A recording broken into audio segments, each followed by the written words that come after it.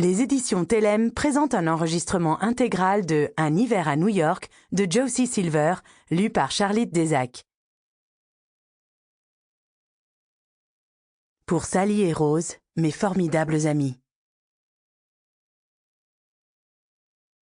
Jour de la Saint-Valentin. Librairie Logan, Lower East Side, New York. Vous savez, au cinéma, quand une scène chargée en tension défile au ralenti pour accentuer l'effet dramatique et que vous retenez votre respiration en vous demandant si le héros parviendra à sauter entre les deux immeubles ou à rattraper le vase hors de prix avant qu'il ne se brise en 1000 morceaux? Eh bien, j'ai l'impression que ce mode ralenti a été activé alors que je tends le bras vers le dernier exemplaire du roman que j'attends depuis 1 an, exactement en même temps que quelqu'un d'autre. Je vois sa manche à côté de la mienne et je m'élance telle une coureuse sur le point d'attraper le bâton de relais, résolue à gagner. J'effleure la couverture, mais non, mon satané voisin a le bras plus long que moi et au dernier moment, je sens le livre me glisser entre les doigts et finir dans sa main. Mais je l'ai touché. Les mots sortent tout seuls tandis que je m'agrippe à un collier imaginaire à mon cou. Ce roman était le cadeau de Saint-Valentin que je comptais m'offrir à moi-même. Un cadeau bien mérité, vu tout ce que j'ai enduré. Le type arbore un air de fausse innocence. « J'étais là en premier !»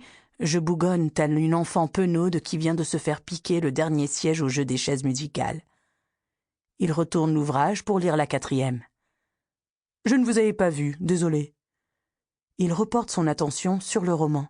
Un message très clair que notre échange est terminé. Et je regarde autour de moi à la recherche de renforts dans l'espoir de trouver un témoin du délit de librairie qui vient de se produire. Ce genre de coup bas, ça passe pour un verre de champagne à un mariage ou le dernier gâteau en salle de réunion le lundi matin. Mais là, il est question de livres, bon sang. Entre lecteurs, on vaut mieux que ça. Ce qui signifie forcément que ce type ne lit pas. Et j'ai donc peut-être encore une chance de remporter la partie. Excusez-moi. Je m'éclaircis la voix comme si je m'apprêtais à faire une annonce au micro. Il repose ses yeux sombres sur moi et me lance un regard interrogateur. Je ne parviens pas tout à fait à déchiffrer son expression, mais j'ai l'impression qu'il réprime un sourire triomphal, ce qui m'agace au plus haut point. Aucun doute possible, ce type n'est pas un lecteur. « Vous êtes sûr de le vouloir ?» dis-je avec un geste de la tête vers le livre. « C'est le 3e tome d'une trilogie, vous ne comprendrez rien sans avoir lu les 2 précédents. » Sample complete. Ready to continue?